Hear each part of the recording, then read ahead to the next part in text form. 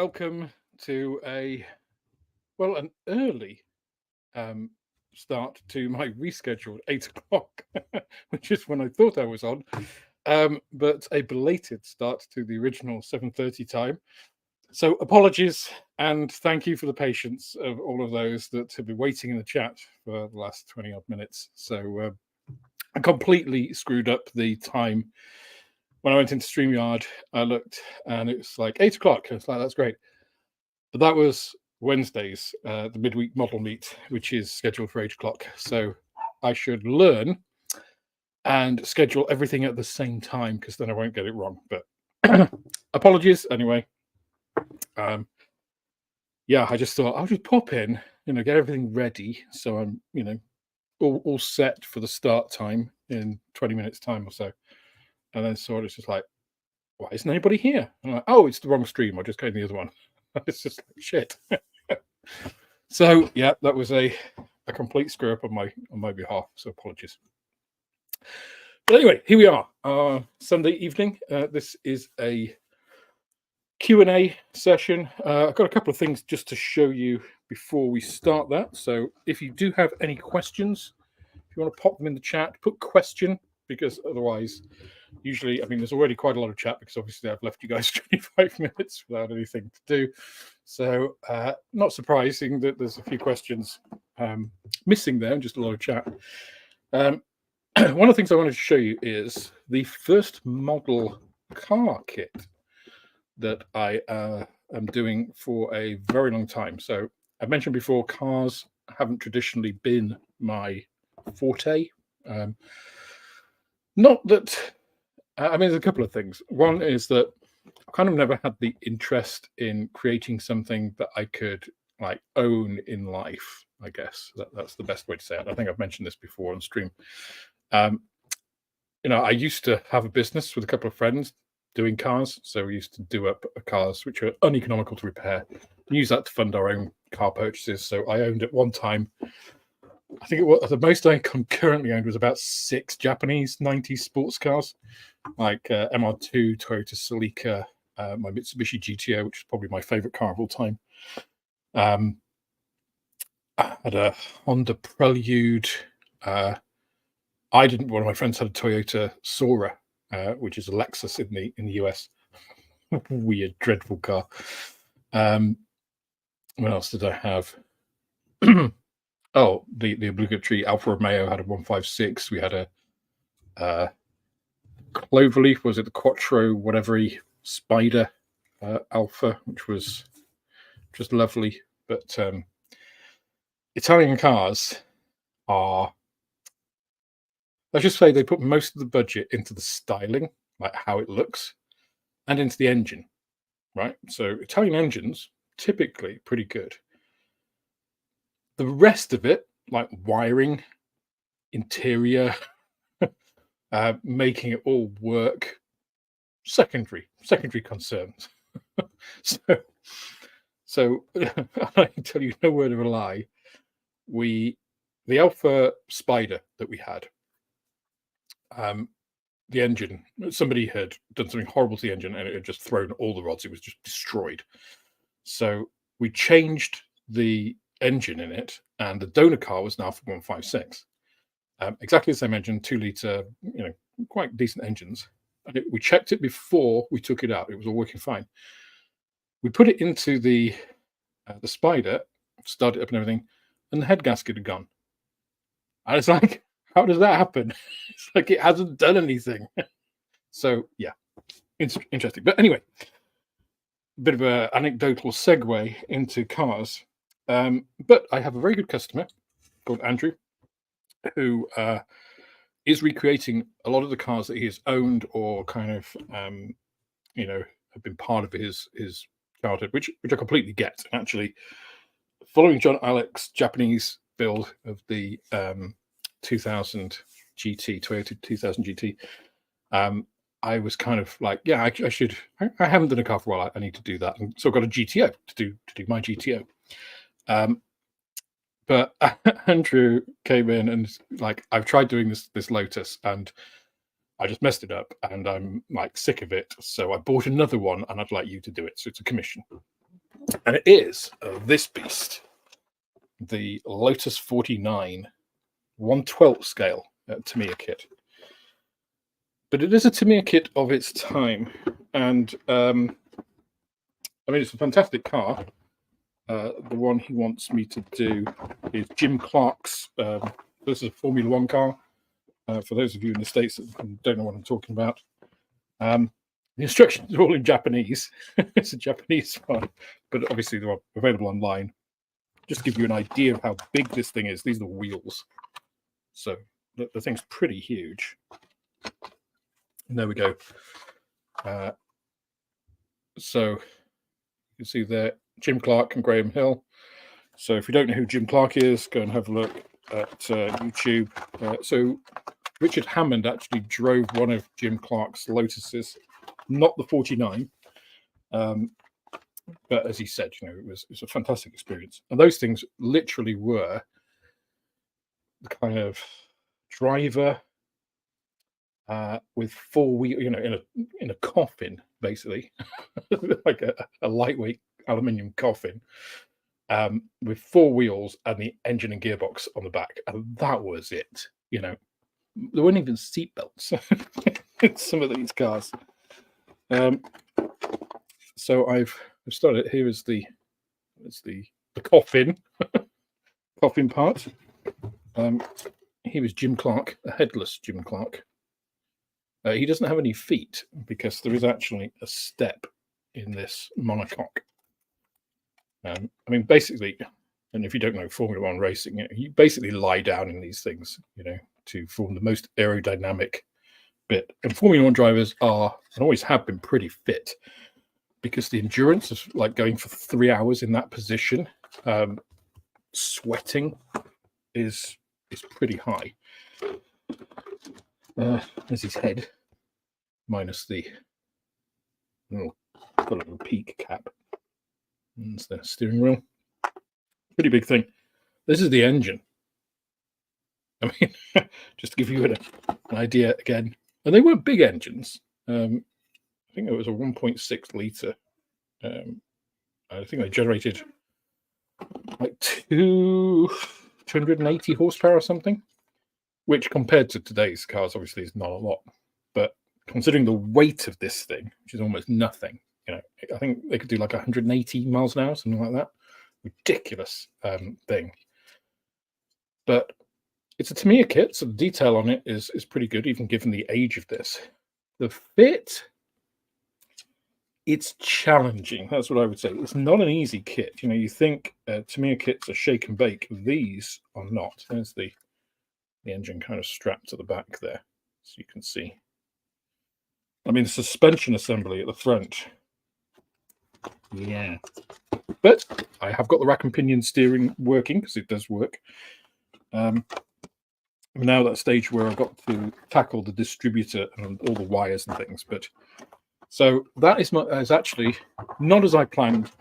The GTO being my first foray back into car modeling, but I kind of jumped in at the deep end with a commission for this enormous F1 Lotus 49. The other difficult thing about it is a lot of those pieces you have to paint. Like, you have to paint the driver before kind of sealing him in, because obviously Formula One cars, you did kind of need to like get in and then relax your shoulders. Obviously plastic doesn't do that, so that means I've got to paint the driver before I put the top on, and the top isn't a great fit, so masking the thing up to actually do the final painting is going to be an interesting job.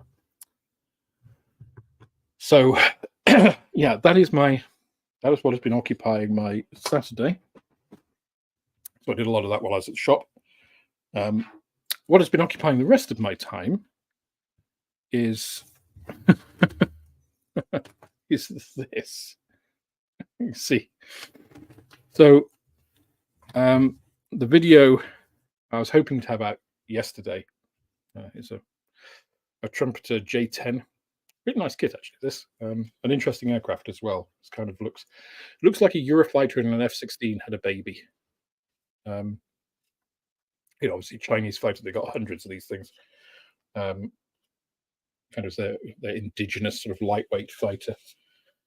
And in fact, there it is compared to, this is the Eurofighter, which was going to be now in Ernst Udet's colours. So there's a lot of red in that Eurofighter's future. But if you look at the, it's a little bit smaller than a Eurofighter. So it's a little bit more F-16 size, but it's a lot more sort of Eurofighter looking, the canards and things. I think it's quite a cool plane. Haven't been doing anything on that. I did that ages ago. I was just looking at it as a reference. I have a lot of kits surrounding me here, which I have been doing a lot of measuring. So this camera, this is the BenQ camera I mentioned before, with the close-up lens. I've actually, so to start with, how do you measure a panel line, right? It's quite difficult, even with a digital caliper. The digital caliper is great, but trying to measure something which is, a fraction of a millimeter, it's not terribly accurate. So actually I was like, well, I can take photographs of them actually with this. And the great thing about this with that close-up lens is it's a fixed focal length. So you're always taking photos at the same length. So it's always the same magnification. It's not like you can like change the scale or anything. So all of those are the same. So then I've got digital copies of them all. So it's really, really easy to compare them. So, but it takes time. It takes quite a lot of time. So doing all of that, this is an Aoshima kit. This is a KI 100, I think. Yeah, this is KI 100 Aoshima kit. I've never done an Aoshima kit before. I was really made aware of them by John Alec again with that 2000 GT, and then when I got into this video and doing the research from it, I actually realized how big they are and how many things they do. They're 1/72 scale. They only do a few Japanese fighters, but they're really nice kits. So I should be building that at some point. But all of these bits of plastic, all of this, go from measuring the material properties of 12 different manufacturers' plastic in triplicate. So I have my digital hardness meter. Was actually slightly surprised at some of the results that came out there. I didn't expect. We have perceptions about some things. The one that I was surprised at in a good way. So Airfix plastic, some people say, oh, it's too soft and stuff. It is a little bit softer than some manufacturers. It's actually quite close in hardness to Tamiya plastic. What is different about Airfix plastic is how unbrittle it is. This is the least brittle plastic of any of the manufacturers. So you can bend this. I haven't actually managed to break this yet, doing this, like rotating it through, bending it through a full 180 degrees and a full 180 degrees back. I mean, it's usually the way that you can get most things to fail, right? Some plastics that I tested wouldn't even make 180 degrees. Surprisingly, Revell plastic is quite brittle. It's in hardness terms, it's not super hard, but super, super brittle. Airfix stuff, you can't break it by bending it like that. I mean, obviously, I did all of the same like thicknesses and straight lengths with no burrs and stuff, like aberrations. So finding the sprue was interesting, comparable to all the ones. But so I've been doing a lot of that testing. So a lot of the reason the video is delayed is because all of that testing took much longer than I anticipated. If I'd thought about it properly, I suppose, and adding all of that stuff with everything else, trying to fit it into all of the gaps in schedules, it was probably ambitious. But all of that's done. All of the main audio is recorded. I've got the video in terms of I think of it visually because I'm a visual person, and obviously in DaVinci, it gives you a visual display. So I've got the timeline. So DaVinci uses what they call timelines. So you've got a timeline there with all the different video feeds. And I know where the audio is, and I've got a lot of the graphics. I've got to film some of the stuff, uh, like these stress tests and stuff, just to show people what I've done. Because obviously I didn't film a lot of that. Because when you're doing it, it's difficult to film it as well. I also got a GoPro because I thought that might help in terms of static feeds. Sometimes it's difficult to show things from like overhead. It's quite difficult sometimes to get what you're doing. Whereas I thought if I've got a GoPro, then you can see it from my perspective, if you like. So yeah, that's kind of why. Well, it's not kind of why. It is why the video has been delayed, because I thought I could have just plowed through. If I didn't open shop on Saturday, which is my best, weekends are gold to any retail business. So it wasn't really an option. If I hadn't opened on Saturday, I might have been able to get it out, but I just thought it's not worth trying to push it. So that's kind of an update of where I am, I think. Just looking around at the vast quantities of plastic on my floor that I need to tidy up. Let me scroll back through here and look for questions.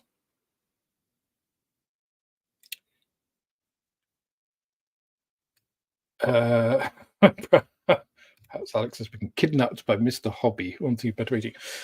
Actually, Mr. Hobby stuff, I don't think I've ever dissed Mr. Hobby. It's pretty good stuff. Mr. Hobby leveling thinner. Oh god, what are they called? Mr. Hobby leveling filler, or what? No, it's not called that, is it? I don't know. The 1500, all that stuff, and the Mr. Dissolve Putty. It's just it is. There was a it's showing my age. There was a PlayStation 1 game, a Japanese game called. I don't know if anybody. It'd be interesting to see if anybody actually has in that has heard of this in the chat. It was No One Can Stop Mr. Domino, which is a weird title, right? And an even weirder Japanese PlayStation game, where Mr. Domino was a literal domino who was walking through. I think it was like a Japanese shop with like packets of noodles and stuff which would fall out, and you had to avoid all these dangers and stuff. Bizarre, but like Mr. Domino, it's like so. Mr. Hobby, it's so Japanese in that way of like that sort of bizarre like method of calling things for a Western, like somebody who's grown up in Western culture. It's just a really odd way of looking at things. I mean, they obviously must look. I say they. Japanese people or people in that kind of culture must look at our culture and think equally. That's so weird. Why would you, be so informal or whatever? I always think those sorts of insights into other people's cultures are really interesting. Okay, let's look down and see if I can actually see a question.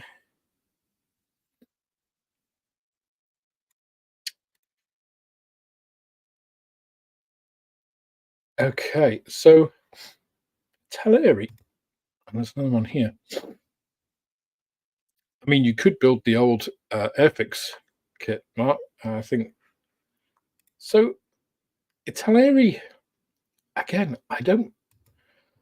The very few manufacturers, if any, that I wouldn't consider building, right? I've had some really good experiences with Teleri kits.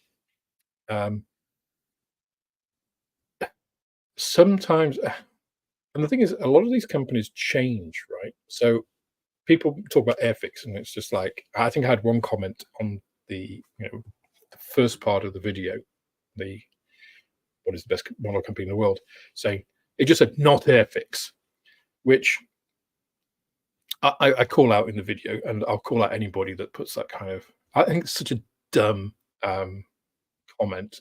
Another one just put Tamiya, and it's like anybody can throw shit over the wall, right? Anybody can throw rocks in a house. It's just like, but you're just voicing an opinion. It's just like just saying something doesn't make it so. Right? This is the premise of science. It's just like saying the Earth is flat. It's just like, well, okay, what evidence do you have to support that? You know, the evidence for the Earth being a globe. And I'm sorry if I'm going to piss off any flat earthers here, but you're not welcome. So um, everybody's entitled to their opinion unless it's been absolutely proved to be wrong. If you don't have evidence to support it, then it's just your opinion. And opinions are fine. Everybody can have an opinion, but that doesn't make it true. It doesn't make it fact just by stating something. But the whole thing, like, oh, not Airfix. It's like, well, what Airfix? And I mentioned this again in the, I think it was is Airfix the best model company in the world video, which was what, I don't know, a few months ago, 6 months ago. So, what Airfix are you talking about? Because there's no point in time where Airfix is a homogenous entity, right? Airfix in 1986, it was bust, right? It kind of didn't exist. It stopped. Airfix a few years after wasn't the same Airfix. Airfix now isn't the same Airfix even that it was in 2011. Because Phoenix Asset Management are really the ones, controlling. There'll be a Hornby board meeting where they have to report to Phoenix. Phoenix will actually say, yes, you're on the right track, or no, you're on the right track. No, you're not. We want these changes. You've got to maximize X, Y, and Z, and they're going to have to do that. They won't have complete free reign because they're not the ones with the money, right? So, Italeri, what Italeri are you talking about? You're talking about, them from when they had the Italiere AE3. Are you talking about, which is when they bought the supermodel tools and stuff? Are you talking about Italeri of the 90s? And are you talking about Italeri now? Italeri now, I think, is similar to how it was in the 90s. And I think it's the same with some of these larger companies, as they haven't moved much forward, right? So I don't think it's that they're bad. I just don't think they are necessarily recently competitive. Let's put it that way. Because I'll go back to those 90s sports cars, which were at the time, this was the best you could get, right? And it cost a lot of money. I picked up that GTO for like £425. Nothing, sold it for a lot more, but then it was working properly when I sold it. So it's still a good car. I mean, it was obviously a Japanese import. There were no GTOs manufactured in the UK. It was limited to 125 miles an hour. So it could do more than that. So in terms of performance and stuff, it would hold its own pretty much with a current car. Fuel consumption wise, it was dreadful. Barely made 30 on a run, 30 miles to the gallon, which I appreciate in the States is probably like an eco saver. But if you take something like a Lotus Elise and race it against a modern Peugeot, like 406 or something, or whatever I don't know Peugeots because I think French cars are garbage. Apologies, any of those people who think French cars are nice, but you're wrong. That is an opinion, not a fact. And a hot hatch now will do the same or better. And I think Top Gear actually tested this. It'll run absolute rings around like the best performance cars of the time that you could buy. I'm not talking about supercars. So is that fair? Well, it kind of is and it isn't, right? Because they've had the same chance. Italeri have had the same chance to improve in the same way that everybody else has. I actually think some of their recent toolings are really nice. That MC 202, wasn't it? Yeah, because I thought they would do a 205, they didn't. They went to 200. 202 is a really nice kit, but it's way too much money. So that's the choice they've made, is to pass all of those extra costs of production, and putting in the 3D decals for the instrument panel and all of that, and the extra, the camouflage decals that they have. Fantastic idea. But they've obviously passed all of that directly onto the consumer, and I think they've limited their appeal because of it. They've always had, I would say, detail which is on the slightly soft side. rather than the crisp kind of detail that you get from the Japanese manufacturers, and you're starting to see from the likes of Airfix, and actually that Revell are capable of. One of the things that I was quite surprised about. This is a 109. I think it's the G. It's not the G10. Might be the F. I can't remember. Um, that has some of um, the finest panel lines, and not like just tiny little recesses. Because Zvezda are guilty of this. If you have very shallow panel lines, they don't hold a wash. But that has some of the best detail in terms of the engineering execution of any manufacturer. I was super surprised by that, um, which is even more disappointing than that they continue to kick out 50-year-old kits at 2024 prices. And I appreciate this wasn't a question; it's just something I picked up from the from the chat here. But Teleri, you know, I don't think are particularly bad. Um, I've not had an Italian kit where I've just thought I'm going to give up on this. Sometimes they do have some fit issues, but then all kits do, right? Not all manufacturers have kits that do. Uh, Again, likewise with Zvezda. Um, Zvezda kits I found are, and this actually comes through in the analysis I did. Um, the detail's soft, right? The panel lines. So how thin a panel line is not an absolute quantity, right? Really, it is what is the ratio of how thick it is to the depth. Ideally, what you want is thin but quite deep, which is difficult to achieve in injection mold, of course, because if you get, there's a whole load of engineering here, by the way. Injection molding doesn't like 90-degree angles, right? Because when you pull that out, even if it's on a micro scale, it causes a vacuum. So you'll always get angles of about, and you can see this in Lego, actually. Lego, the internal bits, like the negative part of the brick that doesn't have all the raised bumps on, that part, those are all cast in one piece, right?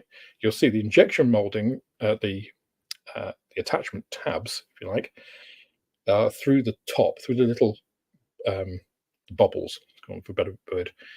If you actually look on a Lego brick, you'll see one or two of them will have a little runner stub, basically. The backside has nothing. That's where the ejection pins push it out, and they do it on the edges, I believe. So you'll see underneath the brick on that thin edge is where the ejector pins push it out. And this is the thought that they've had behind this. The internal surface of that, a Lego brick isn't 90 degrees inside. The internal surface is canted in slightly by 1.2 degrees. And that just allows the injection molding, when it comes in, injects the plastic and pulls out, it doesn't form a vacuum. So as soon as it starts to come out, air can flow in, and it ejects nicely and quickly. So getting a really a really thin, but quite, substantially deep panel line compared to the thickness is actually not straightforward, right? If you just engrave a line in it with 90-degree, or CAD especially now, if you do it with 90 degrees, then more often than not, it won't form properly, or you'll have problems in ejecting that part, even though it's tiny. So, but if you've got very wide and very shallow ones, that's much easier, right? But the whole point of a panel line is to take wash, really. Yeah, is to represent the changes in light. Again, because we're representing, not actually one-to-one scale reproducing a model kit. So if it doesn't retain wash, and Zvezda kits I've found are horrible for this, you'll put a wash on. So even if you've got a clear coat, so you've pledged or like got an acrylic gloss on the model, you've done an enamel wash over it, you let it dry, and then you wipe it off really carefully, you'll still pull out stuff from those panel lines, which is super frustrating, right? Even if you're doing pin washes and trying to go around the edges, it's still really super easy to wipe that stuff out. And the best panel lines are those that you can wash in time model, You can wipe it all off, and it stays in all of those. The Gannet is a super example. The Airfix 148 scale Gannet is a super example of panelized and really, really well. And of course, it's harder to do on a 1/72nd scale model because obviously, if you're doing really deep panel lines on that, they look awful. But it's that ratio. It's like, can it flow in by capillary action, but not wipe out easily when it's dry? That's the kind of golden, magic formula. And Zvezda kits, I found, are the worst for it. Really early ICM stuff, like the Ghost of Kiev, their MiG-29, which dates from about 96 or 7 or something like that, not long after they started, is a similar sort of thing. So until they switched over to CAD and their new processes, whatever they are. Now their stuff is second to none. Yeah, that would be nice, right? That's one of the things I think they might do, but will they? Okay, let me actually look at questions now because I've been rambling on random segues. Here's a proper question. Okay, my modeling is okay, but my painting ruins my model. Should I keep at it and hope to get better, or just don't bother painting them? Absolutely keep at it. So there are a couple of things. I've actually got a script written, all ready to record. Once I've got through about the next 5 videos, I should do it. And it'll be something like the 10 rules of modeling when you first start modeling or get back into modeling. And one of them I've put in there is be realistic, right? Because if you're comparing yourself, and this is one of the reasons actually that I kind of wanted when I kind of started getting into the channel, and I've said this on some of the videos I've done, I wanted my stuff, the stuff I'm doing, just to be mainly out of the box. I want it to be achievable. I want you to be able to see something that I'm doing and think, yeah, I can understand how he's got there. If you just look at a night shift or a plasma and stuff, there's so much inherent accumulated skill that they are putting into that without really talking about it. They'll just be like, oh, and I did this, and it's like, which is great. And their stuff looks fantastic. But you look at it and think, I couldn't ever do that. And it's that tipping point between when is something inspirational to when is it like, oh, I should just give up at this because I'm never going to be able to do that. The good news is anybody can achieve that level, right?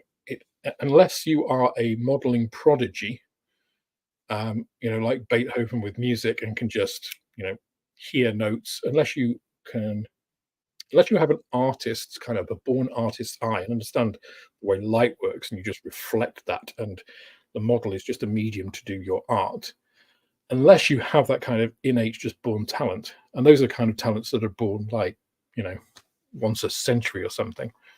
So I don't think there are many, if any, people like that in the modeling community. I think most people have come to it with talent. I'm not saying, please don't take that people don't have talent, because there are very many very talented people, much more talented than me. I came to modeling just as a kid doing models with his dad. I just loved it, and I've developed from there. And when I first went to the IPMS scale model world in Telford and saw those models, and it was like, wow. I was like, what I'm doing is shit. It's just like the models I thought I'd spent a bit of time with when I came back into modeling, painted well and everything. I looked at it and just thought it looked absolute garbage. I painted it and it's flat and it's lifeless because I didn't do washes. I hadn't filled any seams really. I put it together nicely, but I didn't know about any of that stuff. And that's when I started getting into model magazines and get to a model club and finding out how people did this. And it's just, you can't expect when you start that you're instantly going to be at the same level of people who have been doing 20 or 30 years of developing that skill, right?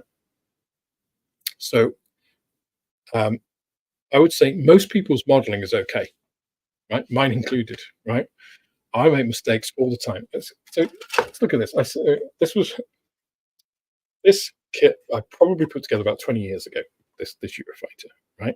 And it's languished in my box in the loft. You know, obviously I've had a separation and stuff and all that kind of thing, and these things kind of just get left and forgotten. So you can see the amount of. Let's just actually see if you can see the amount of filler I've had to use, around these pieces. I've done my pre-spray black in here, to do my negative shading, and it's put together, and it's, I look at that now and think that looks pretty good. I don't think in terms of putting the model together, I could do much better now. Yeah, my putting the model together hasn't really improved a lot since this model. I mean, there are things like this inlet here. I could have thinned down the walls to that a bit, but it is open. I know I made choices on this model, and I don't think I would really make much different choices now. So my modeling skills kind of got up to that level and kind of remained. If I'd wanted to, I could have gone more on this, so I could now, but I don't really want to. I would say where I've learned more in the intervening time is probably in my approach rather than anything else. Because again, I don't think my painting skills, they've developed. I don't think they've gone astronomically different from what it was then, but they are, let's say, astronomically different from when back at that first time I went to the IPMS show back in the mid 90s and thought, oh my God, what I'm doing is garbage. The time between then and me getting to a point of doing like pre-shading and washes and stuff, which is not dissimilar to what I'm doing now, wasn't long, right? So in terms of, there's a couple of things, several points I really want to make here. One is, yes, absolutely keep at it, because you will get better, 100%. Secondly, you say your painting ruins your models, but does it really? There is nobody harder on your models than yourself. So I look at the stuff I've done and I will see the faults in it. And you can talk to any modeling YouTuber and I'm sure they will tell you the same thing. You look at it and you are your greatest critic. Now, there are people, and I won't pretend that there aren't, there is a small percentage of the modeling community, the rivet counters, I like to collectively call them arseholes, who will volunteer critique on modelers, and I think they are, and I apologize if you're one of them, but that's a shitty thing to do, right? I would never give anybody a critique of a model unless they specifically asked me for it. If they just show me something, I'll be positive, right? Because if someone's showing you something, they're showing you because they are proud of it in some way, right? And you have no idea where they are in their modeling journey. It could be their first model, and if you took it and compared it to your first model, it could be like 10 times better. Even if you're a better modeler or could create better models right now than that, if somebody says to you, "Okay, I've made this model. What do you think I could do better next time?" Then I will give you critique, but it'll still be positive. There's no way I would ever go to a model and say, "You've done that the wrong color." I think that's an arsehole comment. I don't care who you are. That's an arsehole comment, right? If you're saying that, you are the problem. And I'm sorry if that's a difficult thing to hear. But nobody should say that unless somebody has specifically said, look, I'm not sure about the color I've done this. What do you think? And, how is it wrong if it's wrong? But nobody should voluntarily say, oh, it wasn't that color. It's just like, nobody asked you. Don't try and gatekeep our hobby. You don't speak for the community. So bar that tiny, tiny percentage, which, let's face it, you can ignore, because whether we are vocal or not, when we hear that, every other modeler ignores that kind of shit, right? Which, again, makes it pointless for these people who say that to say it, because nobody's listening to them anyway, because nobody cares what that sort of person thinks. Screw them, you know. Um, I'm sorry if that's controversial. I'm sorry if it loses me subs, because there are some people who watch my channel or sub to my channel who think that way. But if you're that sort of person, take a look at your life and take a look at the way you're presenting yourself to people, because it's not right. It's not pleasant, you know. Um, bring more joy into the world. Bring more support.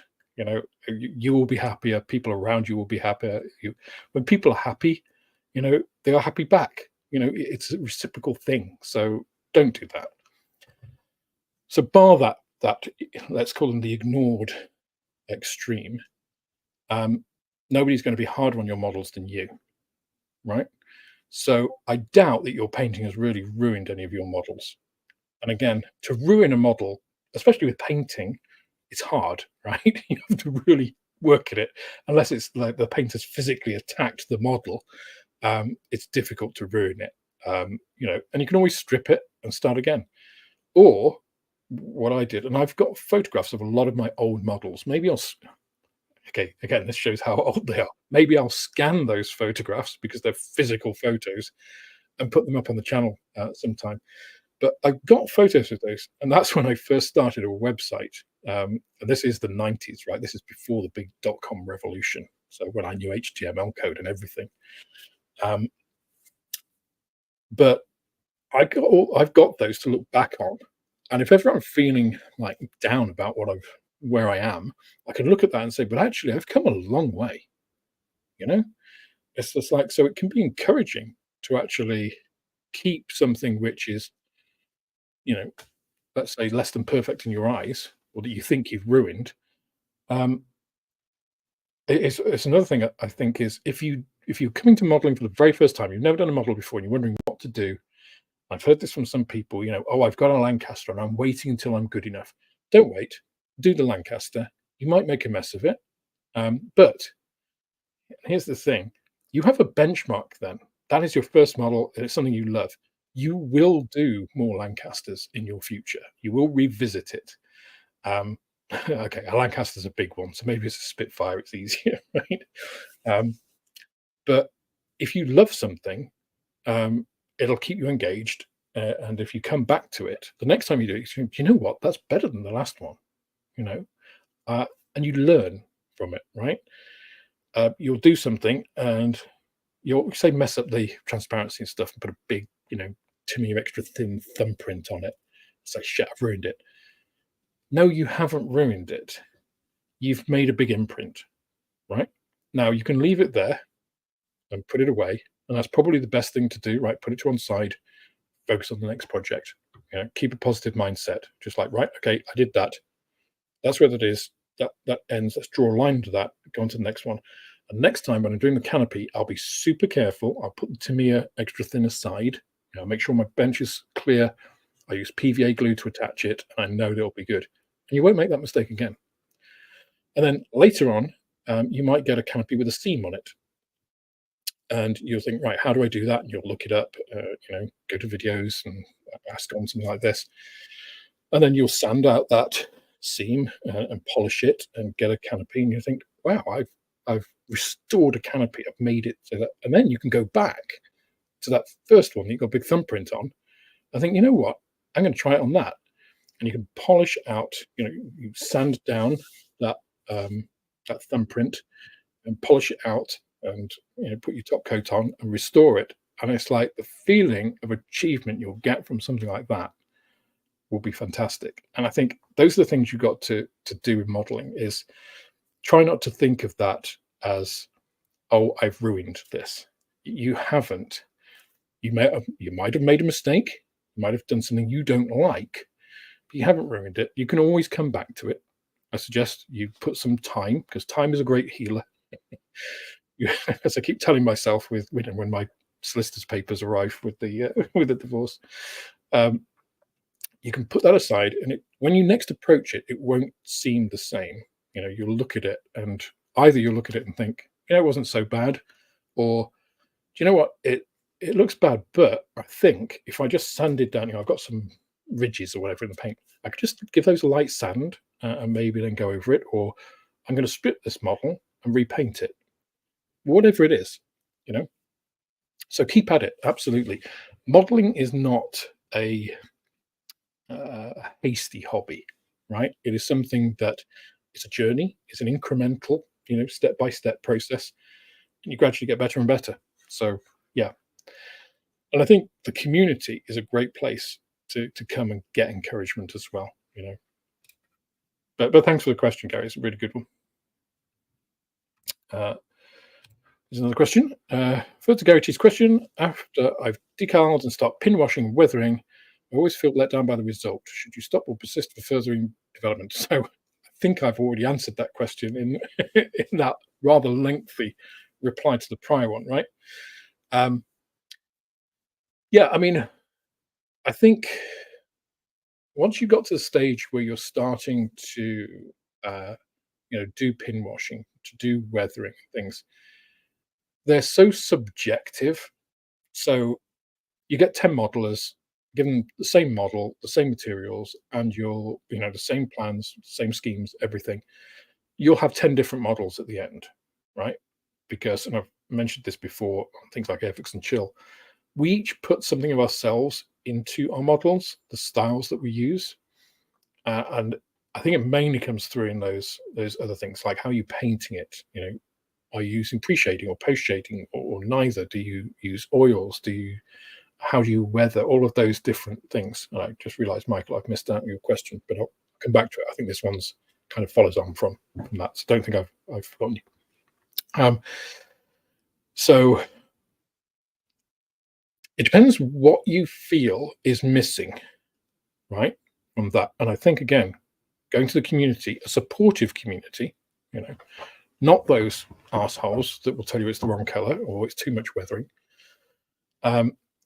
Which, by the way, if you actually look at real photographs of some, and I showed this on the Caro, it was the don't do this video, the 10 mistakes in modeling, and then I go on and do a two-part, like, strip the model down. Again, this shows that there are no dead ends in modeling. I strip the model of all the painting that I've done, go to it from a fresh, fill in the seams, sand it, all of that. It used diesel Jumos, which were filthy engines. And if you look at photographs at the time, period photographs, the thing is caked in filth underneath. Those diesel engines, I mean, it was surprising it didn't gain weight during flight from the coke that was on it. So, but are you trying to? You might do that, and it might be historically accurate. You might think of it and think, actually, I don't like that.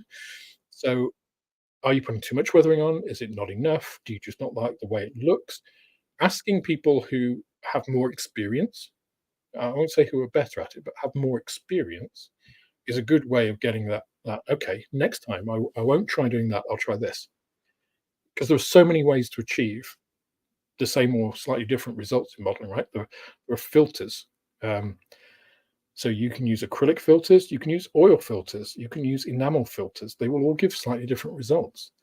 You can apply it by brush, you can apply it by airbrush. And we're just talking about one technique there, a filter, right? Which is like a very dilute, transparent coat of paint that alters the way you see light through it, like a camera filter, hence the name. So absolutely persist. The other thing is, if you've got, and this pertains and calls back to Gary's question, if you've got a model you feel you've ruined, again, there are no, so say I've got this, right? And I think I've ruined that. I didn't want it to look like this at all. I can use that as what I call a paint mule, to either practice different paint schemes on or different weathering techniques. And just say, right, I'm just going to use this. So say the masking here has destroyed the canopy. Yeah, I don't want to go through all that hassle of sanding it down and stuff. I don't want to get a replacement. But I can use this for different techniques, especially when you've got like two nice pristine wings. And you think, I've never tried filters, for instance.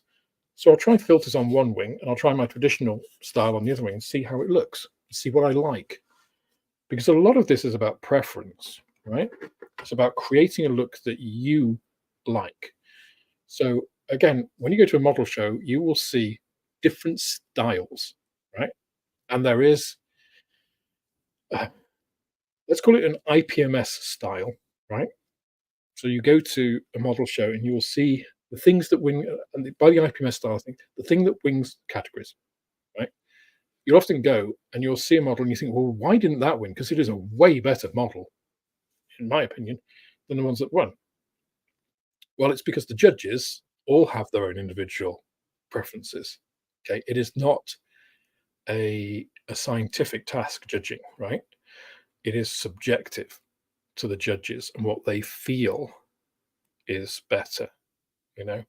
And yes, there's pieces of technical execution, um, but still, some people hate pre-shaded models, feel it's too much.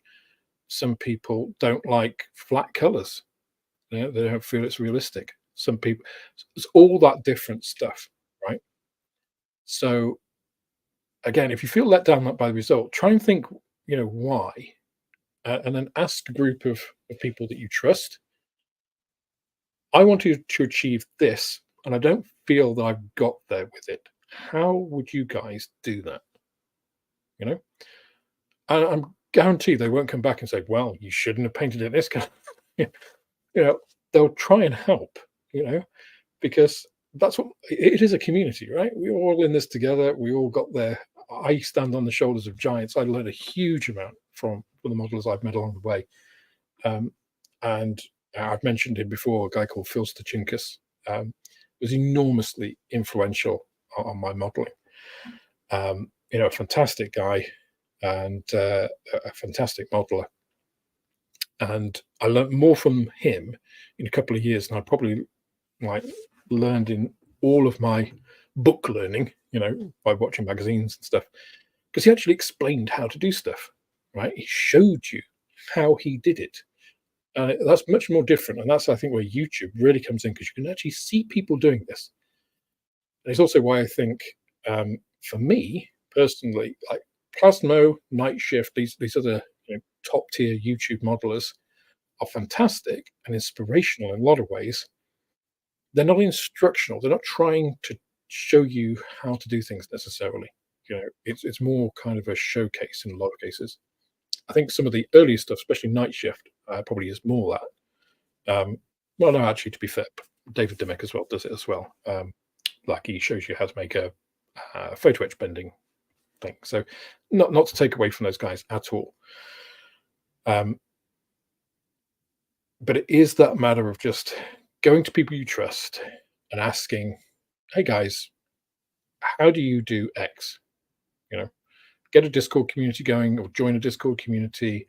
Um, I think Discord and YouTube are far more interactive and much more immediate. You can get an answer usually right there and then. Right? So going back to Michael, any good strategies for deciding when to paint part, sub-assembly, or complete model? Ooh, that is a good question. Any good strategies? So let's use this Lotus 49 as an example, right? So my preferred way to do things, Michael, if I can get away with it, and one of the reasons that I think tanks are a better mojo build than aircraft, is to build and then paint, because it's easier, right? It's just simply easier, and you can get a whole load of building done, and then you can paint. It separates it out really nicely. Complicated, of course, if you're going to do something more with a tank or an AFV, if you're going to open hatches and stuff, that complicates it. But if you're not, a straight tank versus a straight aircraft, if you're just doing it like this is still more complex, because you have to paint the cockpit before you put the canopy on. It's as simple as that, right? Now, this Lotus, for example, I had no choice but to spray that interior before doing anything else, because it's pretty inaccessible after putting things together. You're not really going to see much, so I've just literally, it was matte black, and I've just sprayed it matte black. The other part that I'll mention is it depends on scale. So if you think about you are trying to represent the way light interacts with things, and the smaller you go, so the smaller scale you go, the more you have to emulate that and create that in your painting because light isn't doing the work because there's less of it. So if you're doing a one-to-one paint job, you paint it and that's it. You don't have to do any pre-shading or anything like that because light will naturally form the shadows and stuff and it'll look good because it's an actual object. If you do a 1 to 2 scale or like 1/2 scale, you will actually have to introduce some of those shadows, but it'll have to be subtle because if you're not subtle, it'll look weird, right? And the way you can think about this is think about makeup. And one of the things that you'll find actually in the mini painting community is the mini painting community is far more equitable in terms of split. It's still male dominated, but there are a lot more. I don't know what it is, whether it's like 35 or 40% or something, in terms of female figure painters and mini painters at like all levels, including the top tier, right? But think about how women apply makeup, which is effectively one-to-one shading, right? And where do you apply it? You apply it around. What's it for, right? It is to artificially create an impression, right? Rouge is to simulate the blush in cheeks, right? But think about if it looks like those old, like 17th, 18th century blushes where you get like little red round patches. It looks ridiculous, right? Um, if it's good makeup, you don't notice it. Yeah, it's subtle. It's just accentuating what is already there. It's the same in modeling, um, and I think when you've had the benefit, let's say, of one-to-one experience in applying makeup, then you can kind of you get that a bit more. I think it's more ingrained, just from kind of almost muscle memory, kind of the way you're looking at it. Us guys tend not to apply as much makeup. I'm not saying it's never happened. There was a period in the 80s I did wear eyeliner, but but it wasn't subtle.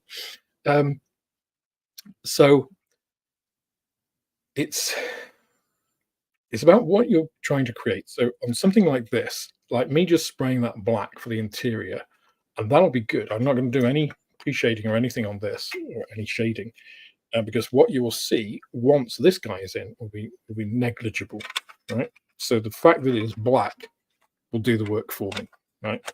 And I don't want to put any shading in there because I don't want people's eye to be drawn to it, and that's the other part of this, right? But coming back to the original question, when to paint. So I had to paint that, right?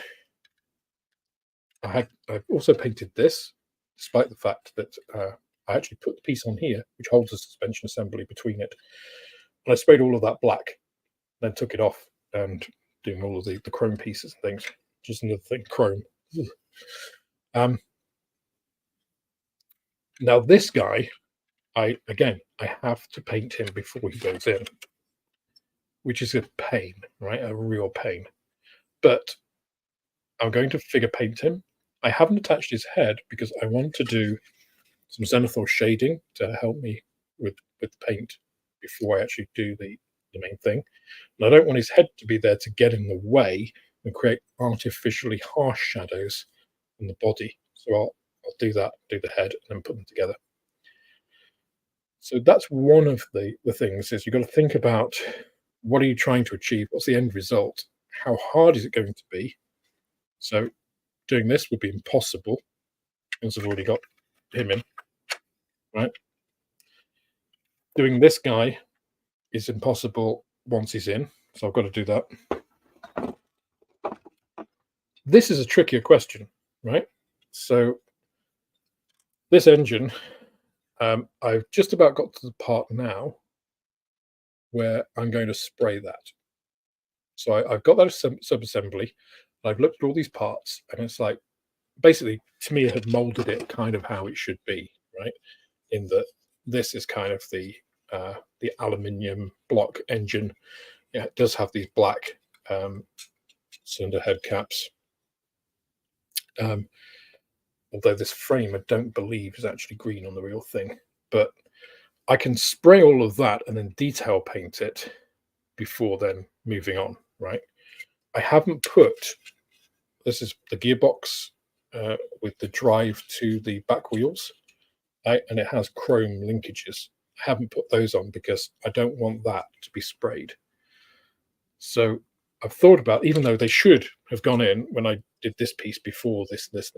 So sometimes you've got to look at the instructions and think, right, okay, well, to save myself some time, what is going to be like similar color, or I can paint all in one that isn't going to be a pain in the ass later. I know I can still put those linkages in, so that's good. So I can put those in later. I don't have to spray those at the same time, so I can leave those off. So I very rarely follow the instructions to the letter, right? And you'll see this in some of my videos where I'll, like the Spitfire video build, for instance, I go through all of the pieces and I always put the like numbered step up in the corner. But I'll say, right, I've skipped ahead here 3 steps to this because they're the same color. I want to spray all of these things at the same time, right? So I want to save myself, if possible, the numbers of times I'm changing colors in my airbrush or going from rattle can to spray airbrushing to, hand painting. So ideally, I want to use the minimum required steps. Sometimes it's unavoidable that you're going to have to go, okay, I need to do this spraying, and then I got to change color and go to this spraying, and then I got to go back. And there is some of that going to be in any model, but it's looking at it and taking that, I want to say, holistic view of, okay, what can I quote get away with in terms of putting stuff together before I have to spray it? What's all going to be similar color? There's minimum number of changes in the airbrush, because the more you're changing stuff in your airbrush, the more possibilities you have to screw something up. It's all points of failure. But again, you don't want to have sort of like, I don't want to spray this engine and look 3 steps down the line and find, oh, well, these pieces all have to go on and they're the same color. It's just like, oh, for God's sake. I almost never spray things on a sprue. And that's usually because in 99% of cases, the manufacturer hasn't given you a piece that you can snip off the sprue without damaging a surface which will be seen, right? So I usually, when you see me spray individual components, you see I've clipped them off the sprue and I'm holding them in a pair of clips, either at a point which can't be seen or won't be painted, or that I can spray it, and then when it's dry, I'll just move the clip to another piece and then spray that other piece. So then you've got the complete piece sprayed that then goes on. But again, I'll try and arrange that so that for this example, once I spray this, I'm also spraying all of the other pieces that will need to go on that I can't put on right now because there are other pieces that need to go on first and all that kind of thing. The distributor assembly is going to be one of them. The distributor assembly has a bunch of hoses going to it, connections. It will need to be the same color as this, I believe. So I'll spray it at the same time, but I can't attach the hoses to it till I've done that. So if I assemble it all, it's going to be a pain to get the hoses on, and I have to spray it before I put the hoses on. So that'll probably be 2 sub-assemblies that I'll hold in clips, spray at the same time as this. So it's just going through and thinking about those steps in the assembly. So I don't know if that's a strategy, but it is a bit of planning, helps in that. And I'm very impatient, so it'll be easier for some people than others. Oh, that's the one I've just done. Yes, that's the other thing. Lightweight coffin filled with fuel. Yes, I think they were very brave men that did Formula One back in those, true souls of racers. They were unconcerned so much with the safety aspect and more about getting the time. And I know Formula One is not the sport it used to be. Still incredible people in it, but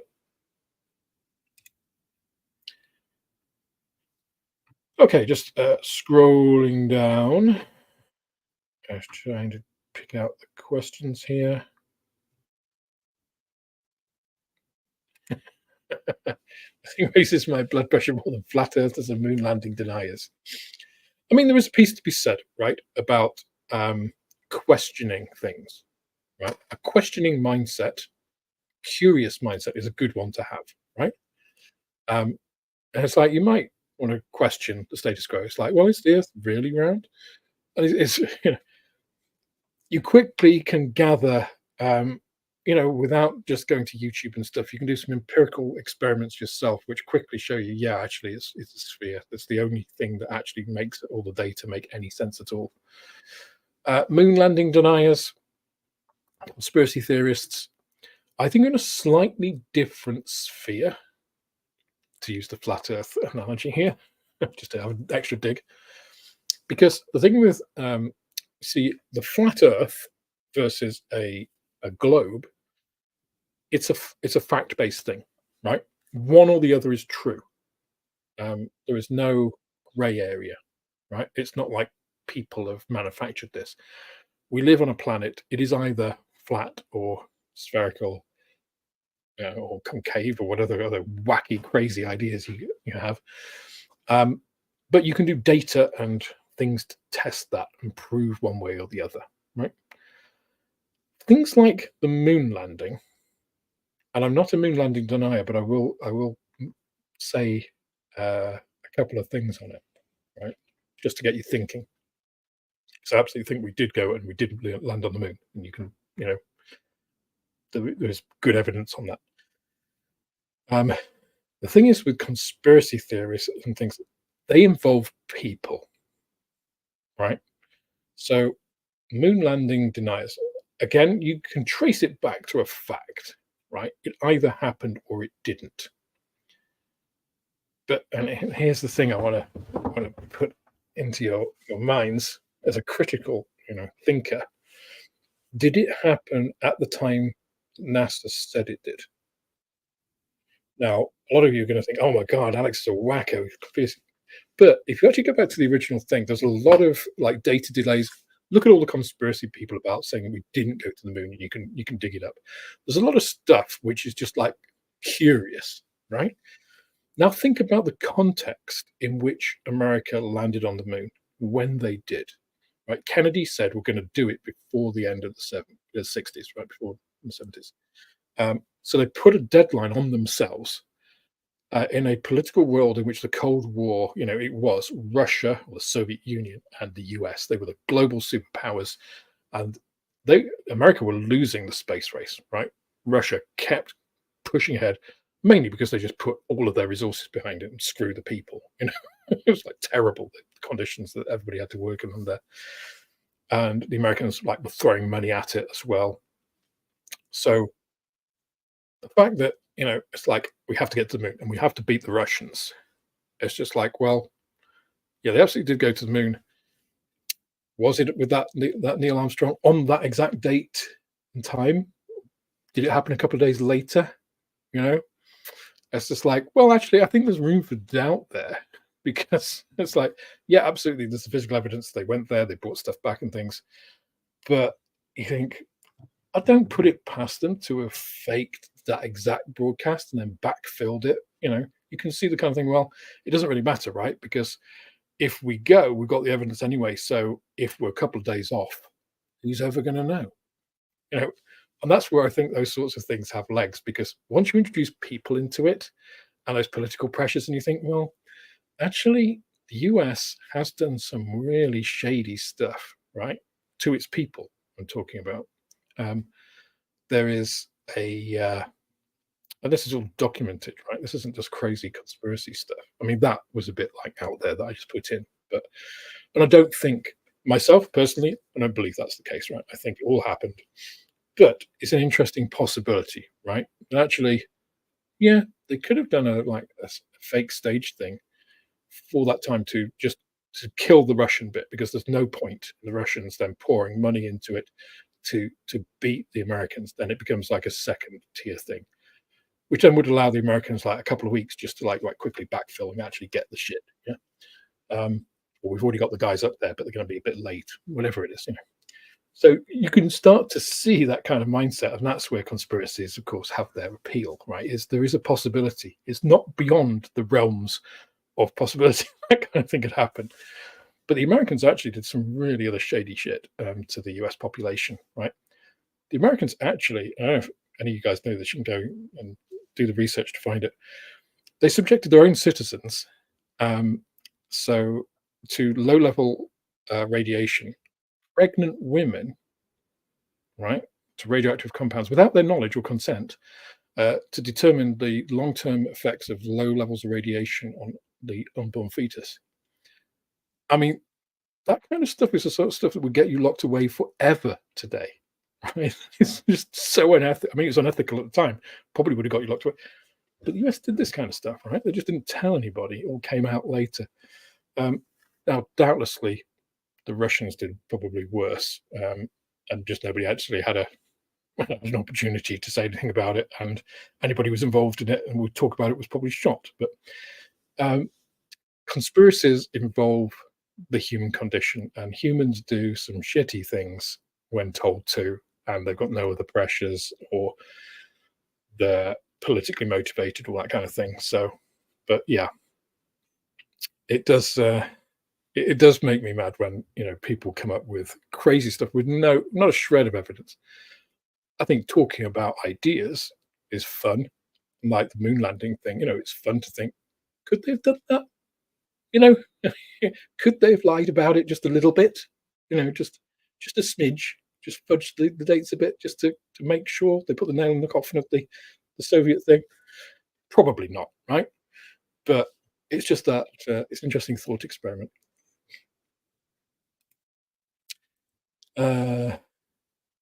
Right, let's have a little look down because I'm way, way behind the chat.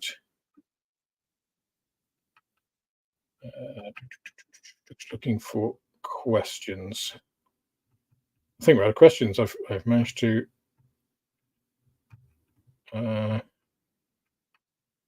catch up, I think. Oh no, question. Here we go. Question. Celtic West. Do you see mainstream kit manufacturers including 3D printed bits? Yeah. I don't see them making themselves, but I can see them. Like I can see the likes of. Excuse me. Well, think of CMK, right? With Special Hobby. I have a Special Hobby kit here. One of the many that I've been doing this research with on. And if you haven't tried a Special Hobby kit for a while, I would say go and try one. So this obviously came from the shop. That's £15, right? In the shop. It's a bit more, like 17 or something if you buy it from other places because I'm so reasonable. But £15 for a 1/72 scale, you know, 60s jet, that's not bad. Considering you think the Airfix Swift is what, £23.99? Something like that, which I think is way expensive. Because this is about the same size, right? It's but the molding and everything on this is really good. The instruction book, I was amazed by. Really super nice. Glossy color, really good. But Special Hobby, obviously, have a relationship with CMK or a Polysync company, whatever. But they would use stuff like, you know, they're including etched brass, so they include seatbelts and stuff. At that £15 price point, so you could easily see a company like them with that association with a company that already makes resin accessories, like Edouard, you know, doing a Profipack version of that, and other manufacturers getting in on that game. Now, will it be so? 3D printed is kind of a bit of an ambiguous one, right? 3D printing stuff, a master, is one thing. If you're going into mass production, even the smaller companies will then usually cast it, right? They'll use room temperature vulcanizing rubber. So here's the 3D prints of that that engine I did. So they use this as a master, use room temperature vulcanizing rubber to make a mold of it, and then they'll resin cast these because you get the same like quality of detail and stuff. It's just easy to make because you can put like 20 of these in a mold and cast them all at once, and that takes the curing time of the resin compared to 3D printing them, which takes bloody ages by comparison. So 3D printing is a fantastic and it is a disruptive technology, but it's not scalable for a large manufacturer in that way. So I can see them including, let's say, resin pieces which originated as 3D prints. I don't think that they will go into 3D printing those things themselves because it's not a scalable technology. Um, I can see them having a third party who they work with that produces the resin for them and they just integrate it into their kits. Or if they're a company like Special Hobby that have an association with a company like that already, developing a line which also has those. But what are the advantages for the mainstream manufacturer if you think about it? That's I think at the end of the day, it's all going to come down to money, right? What are they getting out of it?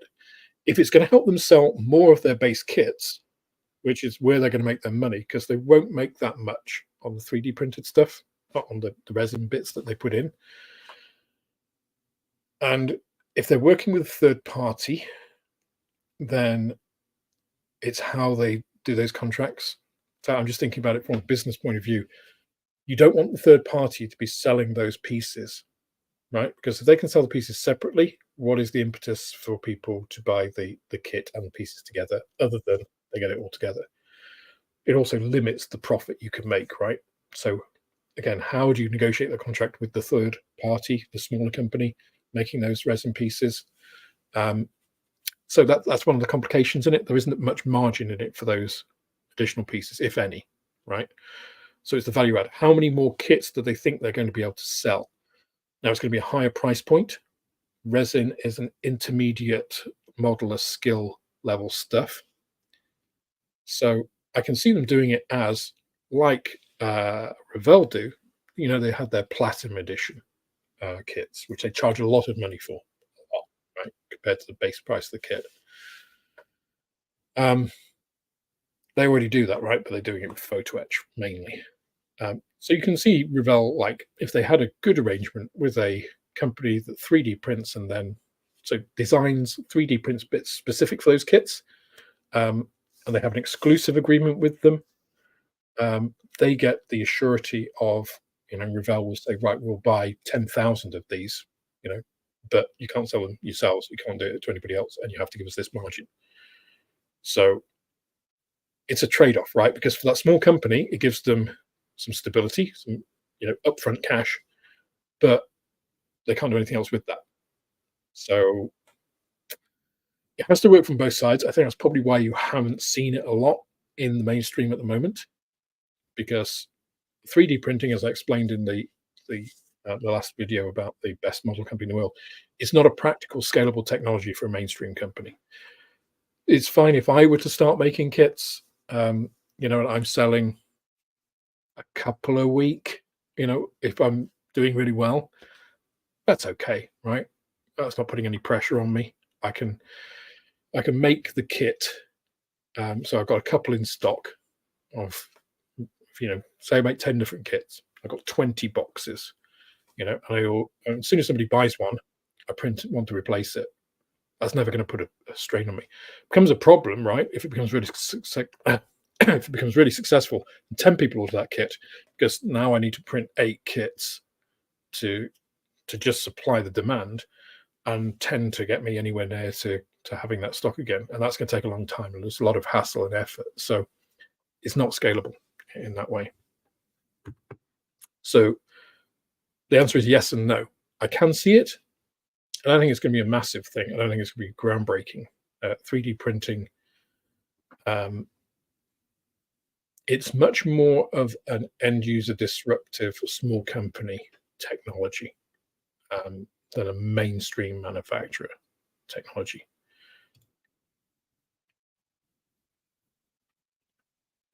Okay. Uh, just looking down. Good to see a lot of familiar names in the chat. Good to see you guys here. Uh, got fuels. Sorry I missed you, but thanks for joining. So yes, that reminds me. So I put up a couple of posts about Terry, aka Senior Terry Thacker. Um, so Terry passed away a couple of weeks ago now. Um, very, very well known and respected, especially in the US community and in the sort of car model making fraternity.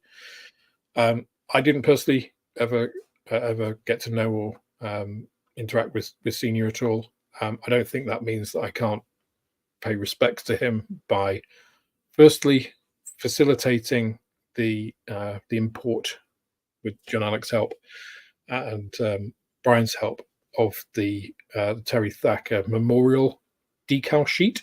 So there's been an announcement. We put that on the community about a tribute build. So apparently Terry liked everything, which I think is always a good sign in a modeler when you have a focus, a particular interest, but you will do anything and have an interest in anything. He was very supportive of other people. He went onto other people's live streams. Sounds like an ideal guy, and I'm sorry that I didn't know him. So you don't need to have had a personal interaction with him or anything. I think as part of supporting the community and supporting his family, there's still a GoFundMe up. Obviously, it was for his end of care costs.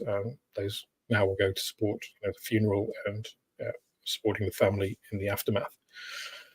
So I'm personally going to do a Corvair Monza GT, which is an American car I actually like the look of, rather than the square bricks that I think a lot of American cars look like. Sorry, guys. I have my preferences. It actually inspired a lot of the styling for the Corvette Stingray. So John Alec has been enormously helpful and again, as I say, both facilitating kind of me getting the decals into the UK to distribute here so they can be cost effective for everyone. So you can order those from the Man's Model Moment shop. They're £10 a sheet. Sheet is about 6 inches by 2 and a bit or something. You can see there's a picture of it. He apparently, typically American phrase, had "kiss my ass" as kind of a catchphrase. He started modeling in 1962, and he was born in 1956. So there's some 56 numbers on there, which wouldn't be out of place basically on any sports car, and in fact, aircraft as well. It's got a couple of number plates on there. Apparently, he was quite into nurses, so there's a couple of like 1950s risque nurses on there. So I think the sheet actually can be used by anybody for anything in terms of modeling. So if you want to get involved in that group build, check out the group build video, which is on the community post. If you're in the UK and are interested in buying the decals, I'm selling them from the shop for £10, which includes UK postage. I'm not looking to make money off this. I'm just want to kind of play my part, I guess, for the community. And yeah, get involved. Post up your group builds. I say it can be anything. I'm going to do a car because I think his first love was cars, and I think that's a good thing, not only for him but also for the community, which survives him. That have those memories. I think that's kind of a respectful thing to do. But I am doing one that an American car that looks nice, which is a rare thing for me. I'm triggering US people now. In the US, you can buy them directly from SKS Decals. They're $10 plus the shipping, which is like a couple of dollars, so $12, about the same, right? So yeah, that's the tribute build. Sorry, I just saw that Brian was leaving, so I thought I'd better mention that whilst it was in my brain.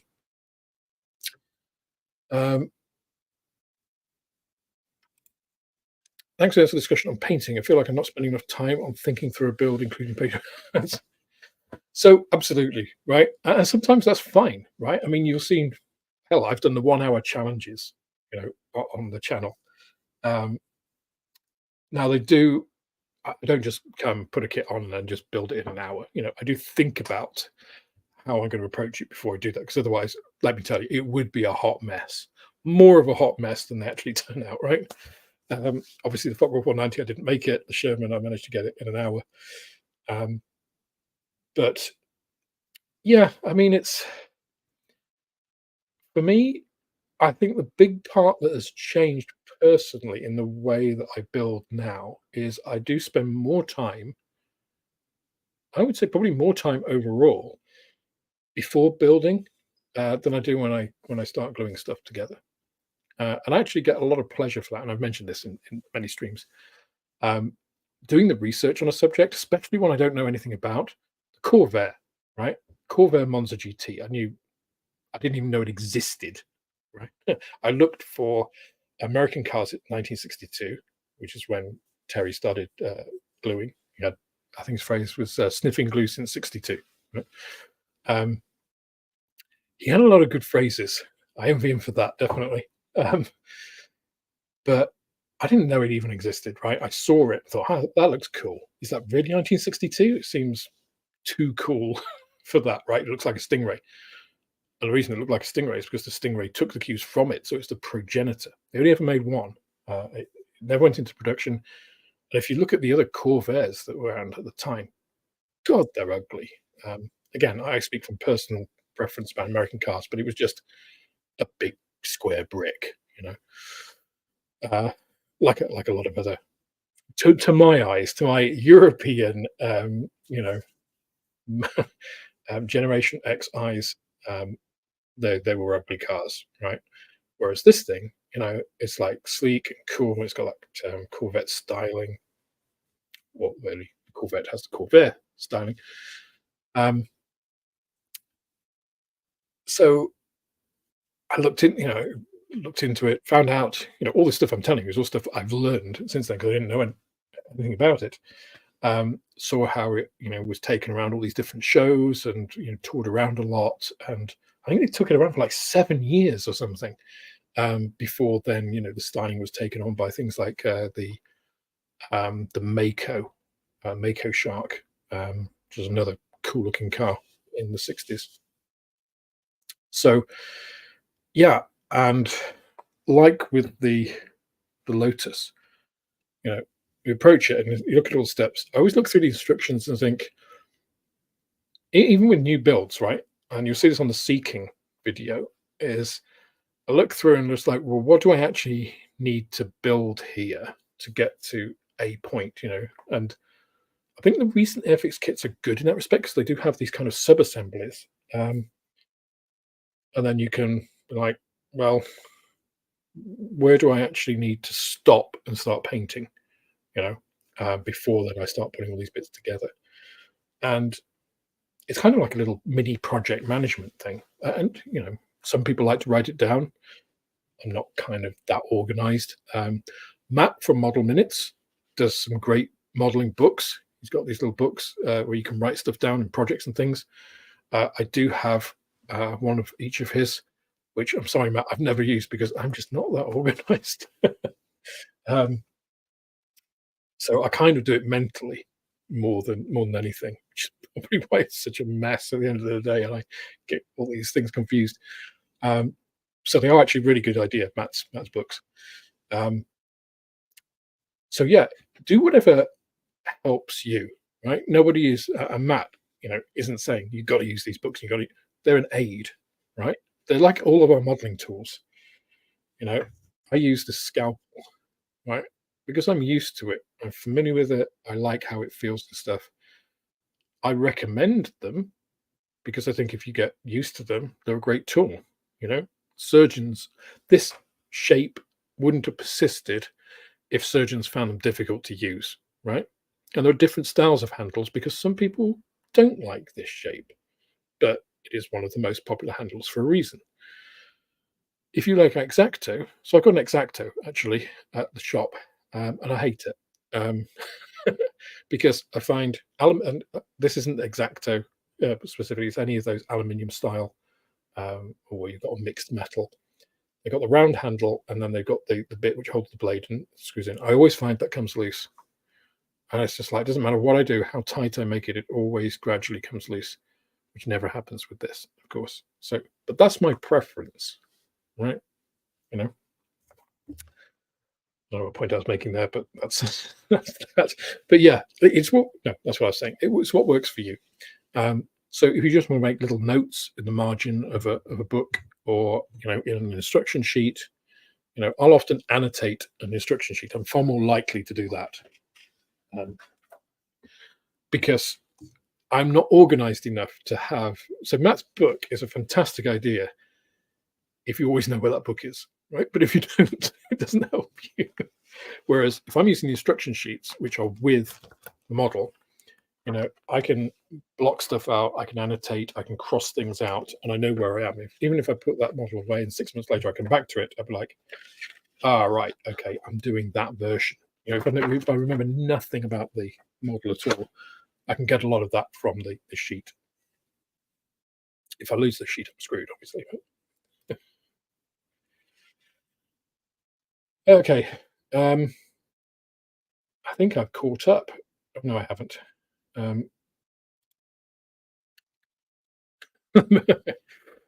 mean, Stanley Kubrick could have pulled it off, right? The other hand would all fall out. Off, sorry.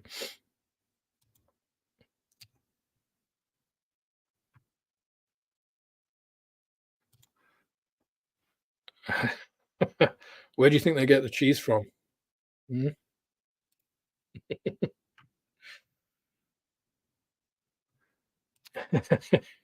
I'm feeling very Wallace and Gromit vibe coming there. Exactly. Northern bloke and his dog.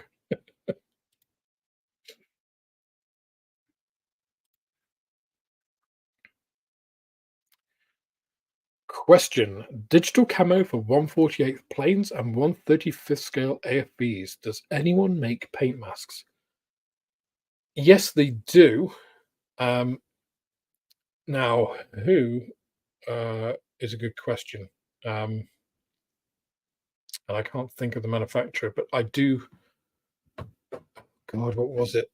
They were at Salute in London a couple of years ago when I actually, that's quite a while ago now. Maybe it was pre-COVID, so maybe 5 years ago. So they may not even be in business.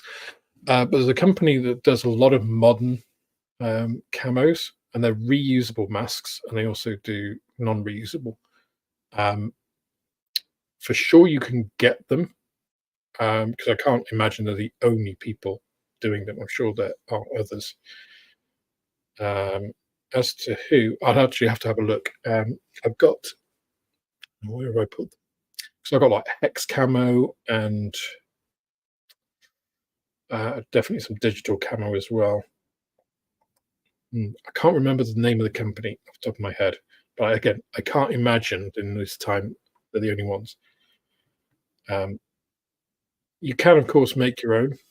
It is a pain, and a lot of companies now will actually include digital camo in their decals. I think you can probably get decals of just digital ammo as well. Digital ammo, digital mass, camo. Get there in the end. Let's have a quick look on Hannon's actually, because they may have. That's now. This is going to be a test, isn't it? Of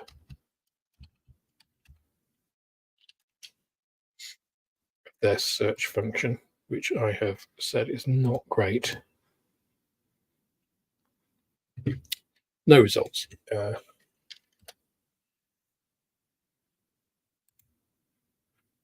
just try digital. No results. Yeah. That's because I'm spelling digital wrong. It doesn't have an additional I in it.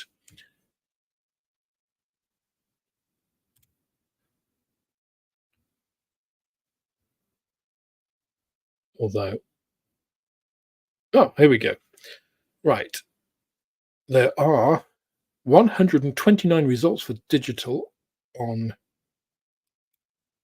Hannon's site. Let's have a look. Let's restrict that to 1/48 scale.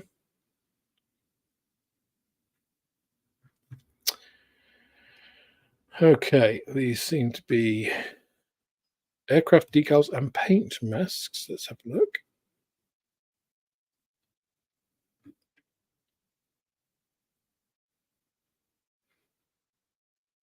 So there is a company called Foxbot Decals that make 1/48 scale decals and paint masks for digital camo for the MiG-29, Ukrainian MiG-29 in 1/48 scale. So they've got a couple of sheets of decals. Let's see if I can show you guys this.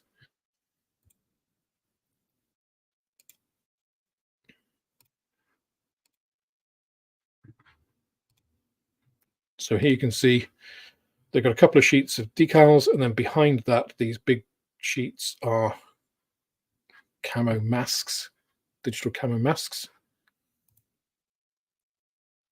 And the search on Hans is really slow, but they did have some on 35th as well. Here, let's have a see.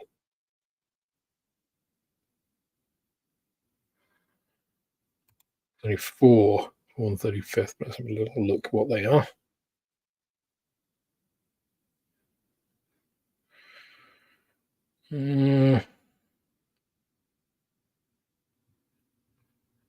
Those don't look quite as. No, they're mainly decals. So Foxbot seem to be one manufacturer.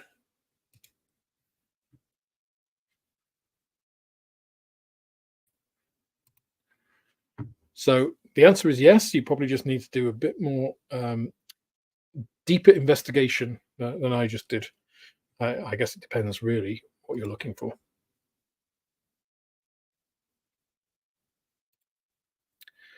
Art Bell has a wonderful show with physicists debating a flat earth. So I tend to watch Simon Dan. I think he's got some really funny videos. And I mean, there are some real, I hesitate to call them whack jobs because I think that's a bit demeaning. But people with some really odd ideas that probably need some help about the world in general. And the world must be a very scary place if they really believe all of the stuff that they are espousing. Yeah, what do physicists know, right? It's like I think a lot of people have a hard time with. And I don't think the media has helped in this. I think a lot of people have a hard time understanding physics concepts because a lot of it is really mind blowing, right? Um, and if you think about it, or especially if you think about it too much, none of it makes sense, right? Nothing makes sense. If you think we live in a paradoxical existence because, you know, we understand we are going to die, but we can't conceive of what that is. It's just not existing, right? Um, there was a time when we didn't exist, but we don't know anything about that. So the 13.8 to 23 billion years before we existed, depending on, you know, which model of the universe turns out to be correct in the end, if we ever find out, didn't exist at all for us, right? It was nothing. And the infinite amount of time ahead when we die will be exactly the same. But that's not something we can really understand or comprehend because we live in this confined three-dimensional, you know, existence, which is directed by time, you know, passing as we're going now. If you look at, like, go outside, look up, and you can look out effectively into infinity, which again is a concept your mind can't actually comprehend because it is a finite space, right? You can't, because however big you can think of, add one to it and it's bigger, right? So fundamentally, we live in a paradox, right? The fact that we are getting understanding of some of like these really huge concepts, and quantum mechanics and cosmology are opposite ends of just this fantastical world. But when you talk about that sort of stuff, it sounds like bullshit, right? It sounds like science fiction. And regular people who don't have any interaction with that have a difficult time of dealing with it because it's not stuff that we're built to deal with, right? It's like us making a one-to-one scale of the Titanic. If somebody was said, could you do this? It's just like we wouldn't know where to start. How do you possibly do that as a modeler? We couldn't build an actual cruise liner. So yeah, it's a weird one, right? Physics has always been fascinating to me because of those things, right? They deal with such existential things. Um, I just think you have to be careful of like existential dread when you get into that, because that's not fun. Yes, exactly. Capricorn One is a great film. I love Capricorn One. And if you guys haven't seen Capricorn One, you should go and watch it. It's a really neat film. And yeah, exactly. It does. It does raise kind of that exact question. Of course, Gary. Of course, you're allowed another question. What is an easy to do but effective technique for weathering armor for someone who's never attempted it before? Do I buy certain materials to do it? That is a really good question. So, um, I'll start by saying it depends. So, I assume you're painting with acrylics. If you're painting with acrylics, the simplest, most effective way to weather anything is using enamel washes. Um, an overall enamel wash of a dark brown on most armor, will do all of those things that panel line washes do for aircraft. Um, Dry brushing is the other really simple thing that you can do. Um, in terms of buying certain materials to do it, check out the video I've got on making your own oil washes.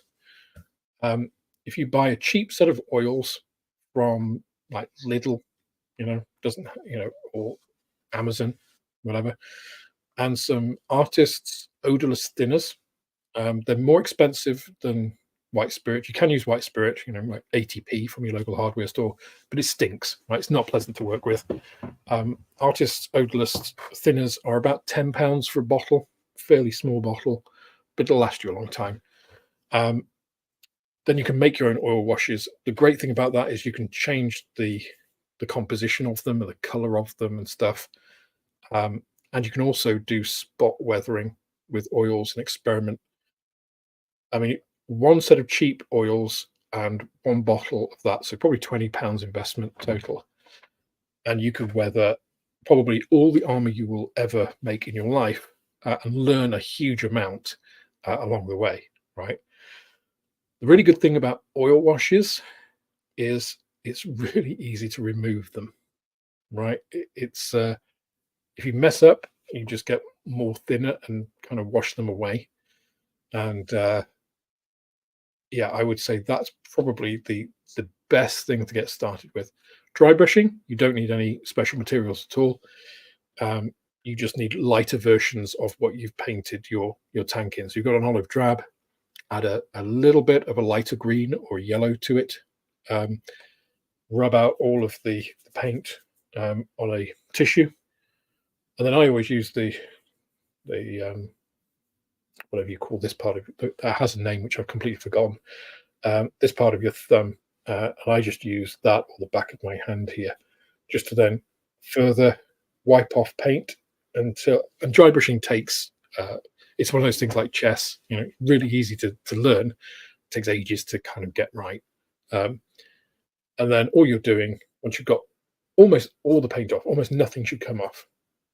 Some will still come off when you put it on your model. And that's what you're doing, right? Because you're just rubbing that paintbrush. Then it should be a fairly stiff one. If you've got an old knackered brush, it's great because dry brushing does destroy brushes. Fairly short bristles, and just rub it over. And what you're doing is you're just catching all of those high points on the model, like light would, because again, we're trying to simulate the effect of light. Dry brushing does that really well. It's really good in combination with oils because sometimes if you get it, like if you go too light or if you go too hard, which you will do learning dry brushing, it'll look a bit chalky. and oils can knock that back down a bit and make it less chalky. The two in combination, you can do some great stuff. Those are the two things I would recommend um, for any for any modeler or any painter, in fact, um, to kind of try, and that you will exponentially increase in ability over time. Those are things that really experience and practice and try it on different things. And you can try it on scrap stuff as well. They're techniques that work on anything. If you've got spares in your spare box, you can try, if you don't want to commit them to a model for the first time. But at the end of the day, the worst you can do is get a result that you don't like. You think, as you mentioned before, that you think, I've ruined this. It's like, right, okay, we'll strip your model then. And by stripping model, I mean like putting it in something like Dettol, Simple Green if you're in the US, Owls, I can't remember what it's called, Owls Fantastic Cleaner or Fabulous Cleaner or something like that. It's like a yellow stuff in a bottle. That works really well for stripping models as well. But just put your parts in a takeaway tub, or your model in a takeaway tub. Add Dettol or that. Leave it overnight. Scrub it with a toothbrush. All your paint will come off, and then you can start again. So yeah, those are the two techniques I'd recommend to try. If you want to do more subtle things, pastels like weathering powders. You don't need to buy specific weathering powders for models. You can buy a set of artist pastels. Make sure that they're hard. They're called different things. Some people call them soft, some people call them hard, but they're the chalky ones. They're not.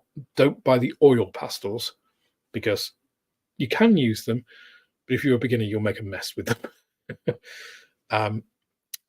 And you basically just use a blade, and an old scalpel blade is ideal for that, and you basically scrape off a whole bunch of the dust. You make your own powder, and then you just apply it with a paintbrush, and effectively you're staining the model. Most of it will get blown off, but you can sort of rub that in.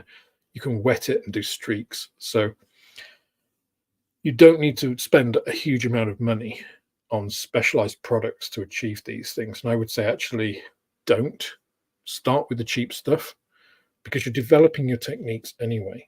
And then at one point, if you feel that you've really got it nailed, you can then go and buy some Tamiya stuff and things, and it's like, wow, this is even easier with this, or wow, this is just the same, or actually I prefer my pastels.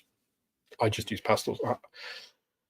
I've not used any bespoke weathering powders exclusively. I've got some. I haven't found that any better than what I was already using in terms of artist pastels. So yeah. But start off with dry brushing and oil washes, and then you'll have the oil paints anyway, so you can do things like filters and stuff later on, which is again another great technique, especially on single colors. It work really well on sort of just flat green and things. I do some of that on the JS2 video.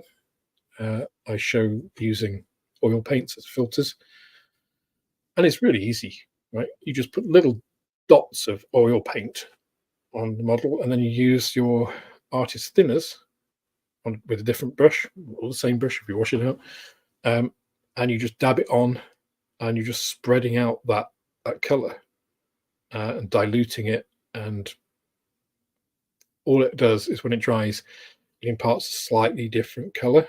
So if you've got green and you're putting on a little bit of blue, it'll filter out, that's what it's called, a filter, some of the reflecting red light, so you get a more bluish hint. But again, it's subtle, so you create a more natural looking set of reflections, because an actual T34 painted green doesn't just look flat green. When you look at it one to one, it's got different patches and patterns and all kinds of stuff, and filters kind of try to recreate that effect.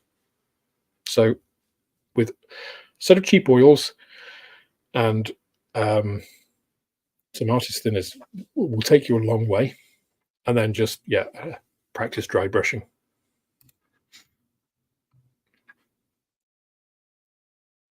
Oh, a 1/48 scale. I've not seen the Special Hobbies bigger stuff. That would be an interesting to know what that's like.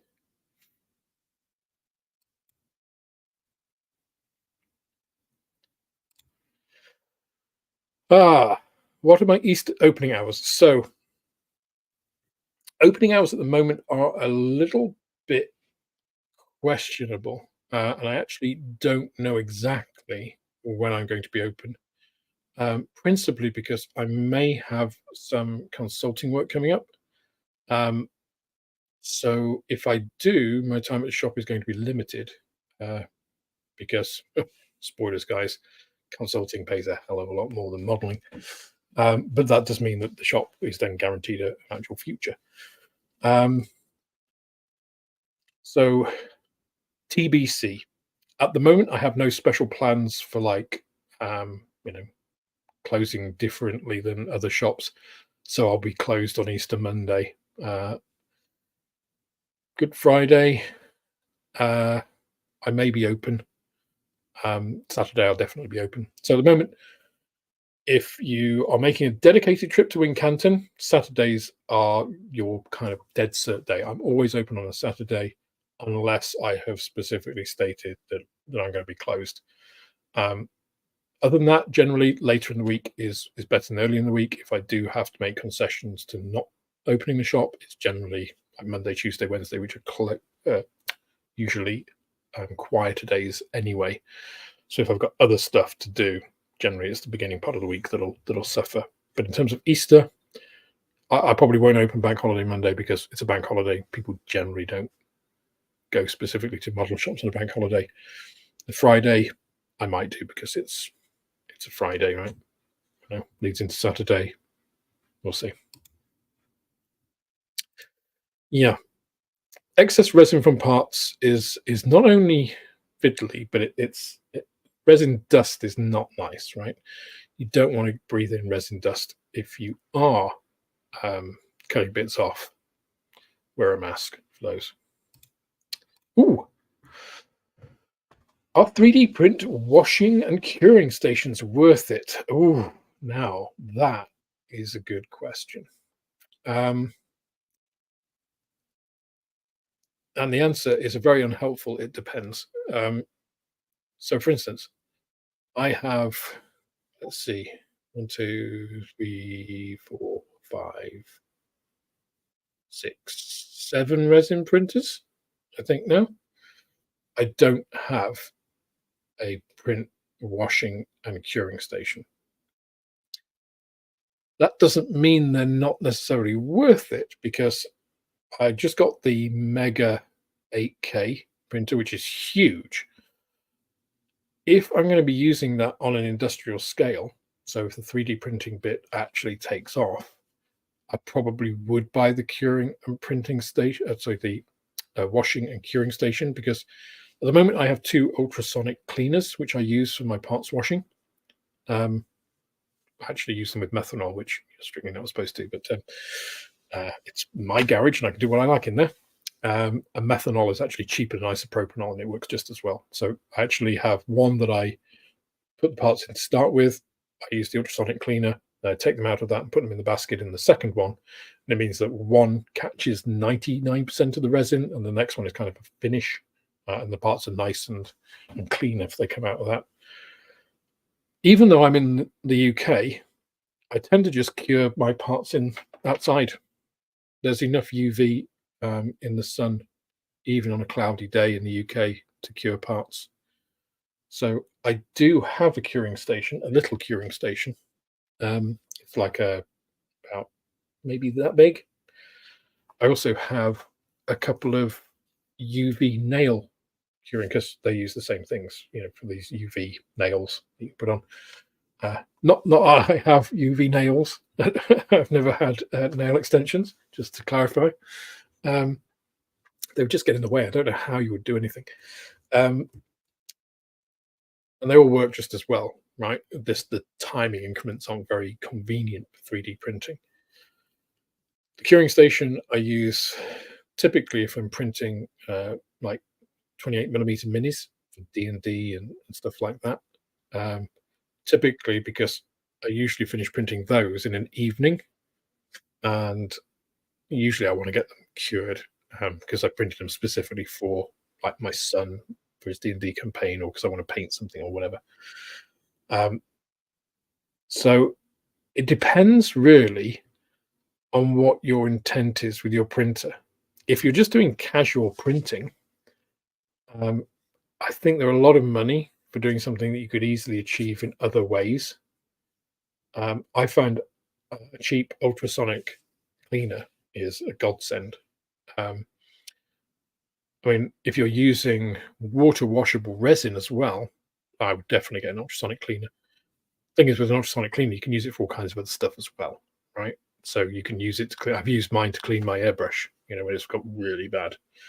And if you've seen my airbrush recovery video, you'll have seen how bad it would have to get for me to use an ultrasonic cleaner, because you can get pretty bad stuff, including to a point where your airbrush is completely got dried paint in it. You can get that back without having to use an ultrasonic cleaner. But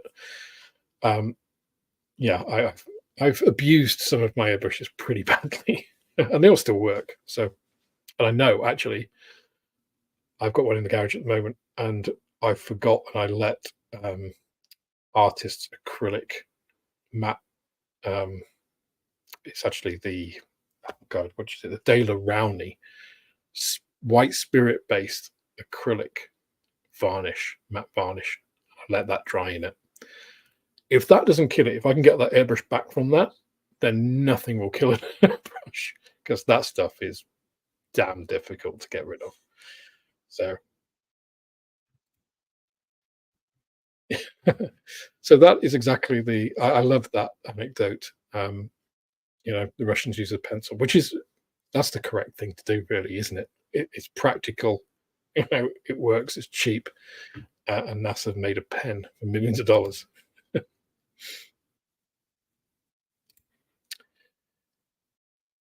I think the really good thing about resin aftermarket stuff, and being able to 3D print your own things, is that you can bring kits that you would have probably dismissed and written off, or just think, I'm not going to do that because it's dreadful. I know its engines are just blobs. That you can bring something like that and make a model of it that you'd be proud of, without having to scratch build everything. And yes, I know there are those out there that say, "Oh, you're not a true modeler until you've." Those are the same people generally that are in that 0.2% of Oh, you didn't paint me this color, did you? Yeah, you can do that if you choose to do. If you want to do that, that's fine. I would rather, and I've done this with the Corsair, the awful Revell 132nd scale Corsair. I 3D printed a double wasp for it, and it's night and day between what the kit gives you, which is horrible and looks nothing like a Pratt& Whitney engine, never mind about a double wasp, and a 3D printed one. Even though it's actually technically for a tiger cat and it's slightly wrong, I don't care. It looks good, So you're absolutely right. I think little things like that, just areas that you think that really brings the model down. The fact that you can get cost effectively, something which really improves that to where you're happy with it is a great thing.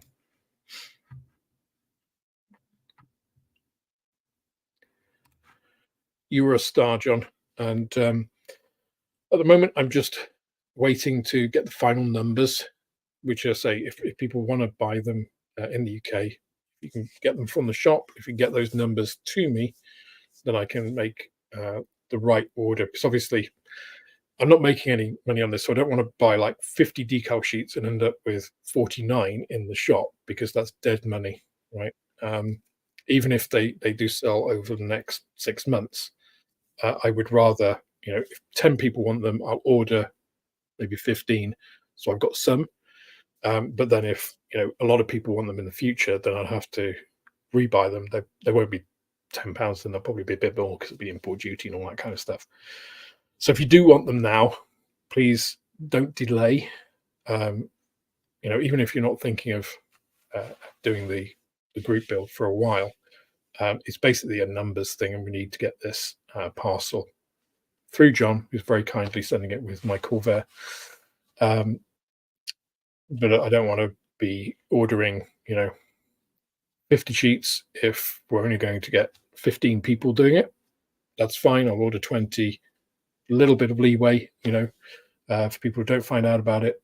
But yeah, it's just, I also don't want to be in the position where I order 10 and then 2 weeks later I get 30 people who want them. And it's like, well, now we'll have to change the price, because I've got to do a specific order imported for that.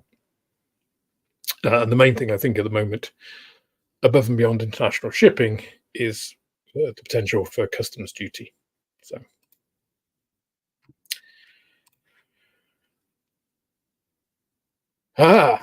what is the current progress on the Shorts flying boat build? It sits down here. I would pick it up, but it's under a pile of other kits at the moment, which I've been measuring things on. So yeah, I'll have a. Perhaps I should do a community poll on which kit you actually want to see me live continue on the stream, because there's a few now that we have. We've got the Firefly, got the Sunderland, I've got the What If submarine build, which is here as well. That's just floating along there. So maybe I'll do a poll and see which I build live on stream next. But yeah, I was thinking about the short flying boat, the skipper, as we called it. I think what I might do, I've got a couple of 3D scanners, and I think when I finish it, what I might do is scan it and offer it to my channel members and patrons as part of probably next year's reward pack, depending on level. Do little like either STL or print or whatever. So, but yeah, I do need to finish it to be able to do that. So we'll have some votes in the future and see where we'll get that.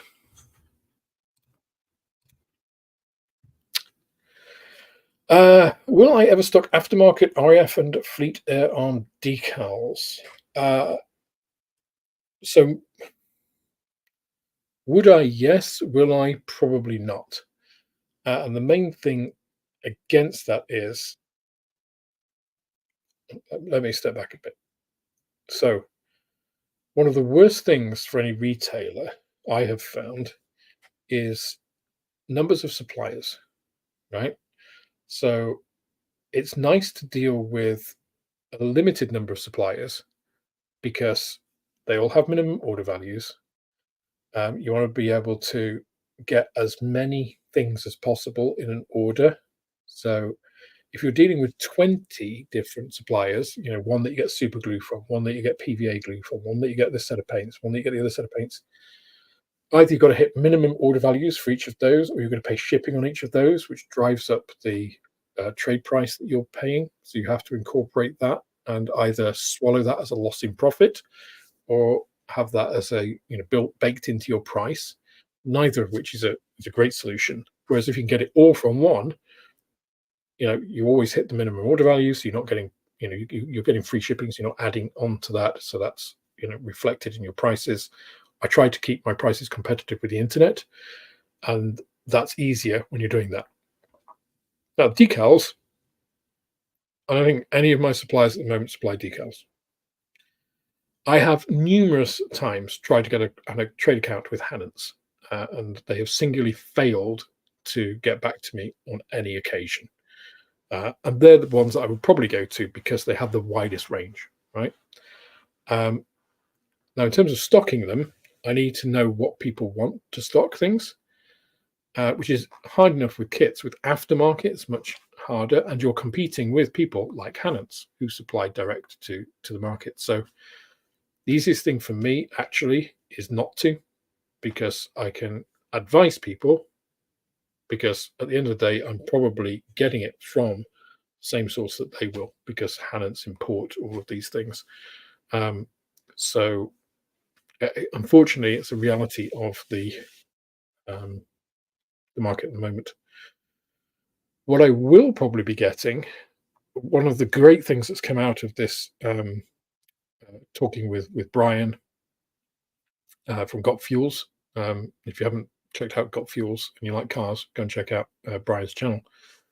Um, is getting in touch with STS Decals in the States. They don't have a supplier in the UK, and they do a whole bunch of car stuff, which is stuff that I don't really have, and actually stuff that's not that prevalent in the UK market, I've found.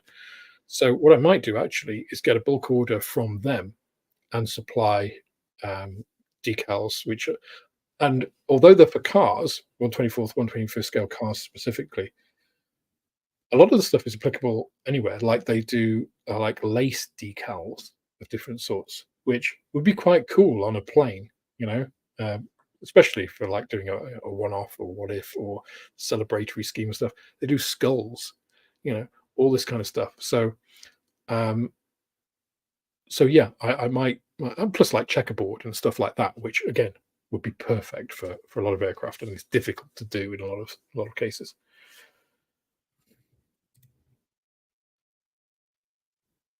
Okay, I'm just checking the timeout. We've been going for just over 2 hours, so just need to go through the next questions and wrap up. That's interesting. So I wonder how the Russians got around that. Maybe they just didn't worry about it. That's interesting, then, Matt.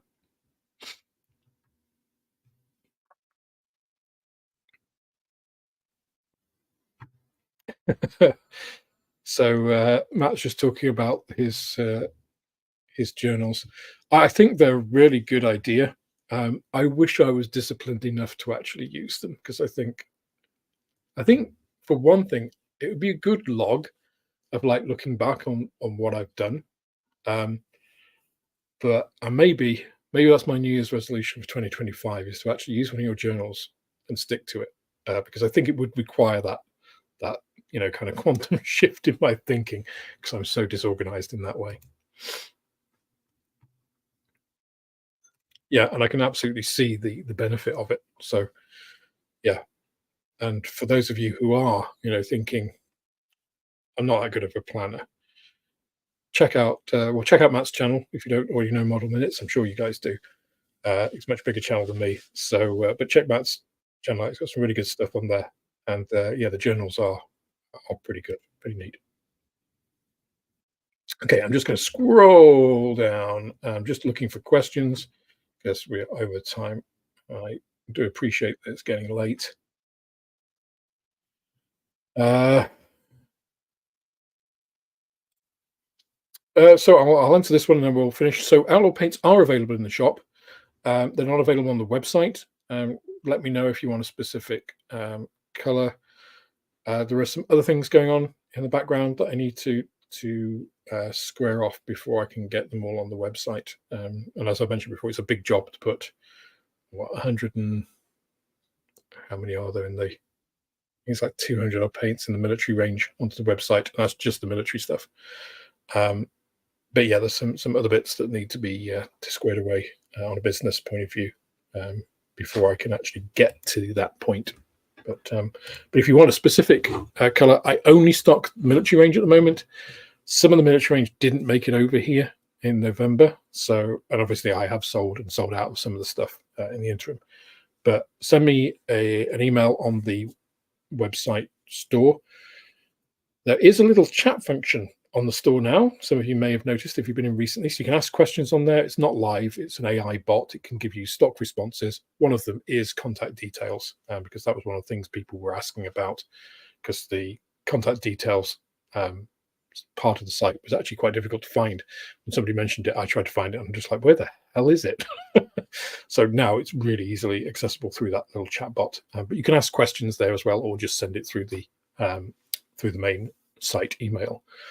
But yeah, anyway, that's just been coming up to 2 hours 10 minutes now. So firstly, huge apologies for those of you who were waiting at the beginning with my error, fuck up, whatever you want to call it, over the timing.